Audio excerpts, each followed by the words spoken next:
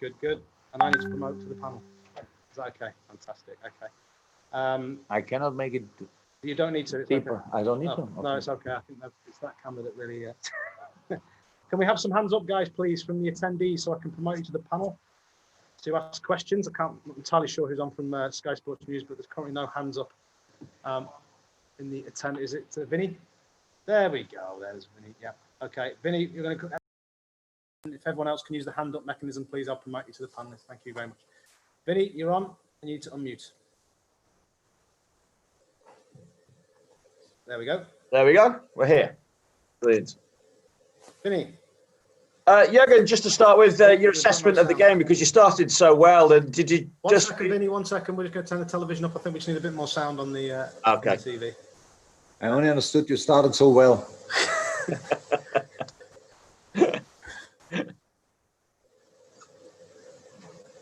That was a second, Vinny. Okay.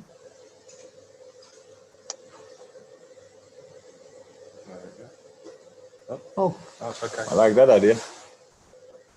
All good? I can put the sound on the computer, guys, if you want. Okay, nice one. That's a much nicer picture. Vinny, fire away. How's that? Can you hear me now?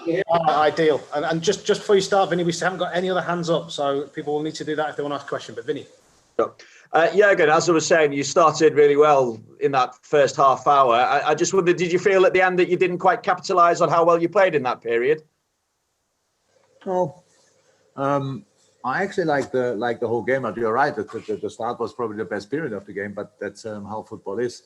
You have to, especially against City, you have to use your chances. We have to create even more. We had really top situations, top football moments, but for the football we played in that period, we didn't have enough 100%. Let me say like this, and but that's normal and not nothing I'm too concerned about, because you just have to stay in the game. We scored our goal, and then we lost. We were not that compact anymore for I think around 10 minutes or so, and that immediately the difference maker, Kevin De Bruyne, is then between the line, turns, goes in the box, they score the goal, then they get the penalty, and apart from that, how I said, usually City, when we play City, we have to sit. We sit here in press conference and I have to say, yeah, here we were slightly lucky. Here Ali had to make a world-class save, and these kind of things,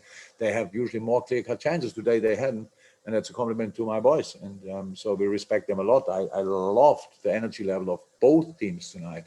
It was a proper fight on highest level, and that means you deny the opponent with the quality we have, with the quality they have.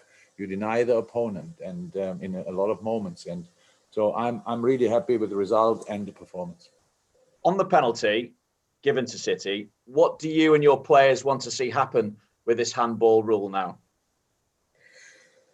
I cannot speak about it because I didn't see it yet, so don't think it's now too important. Obviously, but everybody's talking about it. It looked and it sounds to me that it's obviously not 100% clear. In that moment, but I can't say anything about it because I didn't see it back. I saw only Joe's back in that moment when the ball hit him. It could have been anywhere. I couldn't see that in the game, so I can't say anything about it. But yeah, handball, offside, armpit, all these kind of things. I don't know why we constantly talk about it and not people who can make really a difference talk about it much more, because. Or maybe they might do it and are the only people in the world who think it's exactly right like it is, and only us are the ones who think it's not right like it is. I can't say anything about this specific handball situation, but I saw yesterday the Bamford armpit, and it reminded me a lot on the Bobby Firmino armpit at Aston Villa and stuff like this. I can't wait for the first time when a player scores a goal with the armpit. Don't know how that works, but I can't wait. Thank you. Dave McDonnell from The Mirror, and then we'll go to Joe from, I think it's still NBC, Joe, I think, but definitely Dave McDonnell first, and then Joe Prince Wright. Hi, Jurgen. A lot's been said about the scheduling of matches. Ole Gunnar Solskjaer was very vocal after Manchester United's game. I understand you are supporting him. What do you feel needs to be done with the scheduling? Because it seems that there's so much demanded of players at the moment. I spoke around about 2 weeks ago. I had the club organized for me a meeting with Paul Molnar, the responsible person of the Premier League for the fixtures. Paul Molnar told me we cannot change it because it's not about Man United, it's not about Liverpool, it's not about City. Let me say it like this: we played after the last international break at 12:30 at Everton. My players were Wednesday night at some of them at Peru, I think. So then you play at 12:30. So these kind of things should not happen. I understand 100% the need of television, 100%. But the Premier League needs to fulfill more the position of the unity of the players as well. So yes, everything changed apart from the fixture list. So usually in a season, we all have an October, November, and then the very, very tricky December. This year, the October is like the December, the November is like the December, and the December is still like the December. That makes this is an intensity is really difficult. So, and now I don't ask, I don't think anybody asks for like you play Wednesday night, and it's completely normal that we play Saturday. It's the 12:30 which is the killer. Tottenham played in Ludogorets and Thursday night, played today at 12. So with all respect to West Brom, but Tottenham won it late. So because you need then much longer and all stuff. And now people might like it and think, okay, that's a proper competition then, so it gives other teams a chance. The only problem is we injure the players. You cannot keep the players fit with that. So that's really the problem. So it's not about us, it's not about United, it's about the fixtures. And yes, we all agree. I spoke today that, and again, we have to talk again about the 5 subs. And if still the, I don't know, 14 teams say, I'm not sure they will say that the 5 subs shouldn't happen, then that's at least, that are sub 5 times when we play each other, the top 6 against each other. I have no idea if that's possible, but we have to find solutions because it's so tough. This year, we get it. We want to play football 100% with all we have. We need to play football. It's great for the people. It's great for us. Everything is fine. But Wednesday night and 12:30 should not be allowed. In that week now, Ole was right. So City and us, we played on Tuesday. So there are always 2 teams who play Tuesday and 2 teams who play Wednesday. If the Tuesday teams are in contention now for the Saturday 12th, whatever, that's okay. It's not nice, but it's okay. But the Wednesday teams should not even be in consideration for that game. Just not. So Sky, BT, Premier League, whoever, BBC, whoever, they have to talk.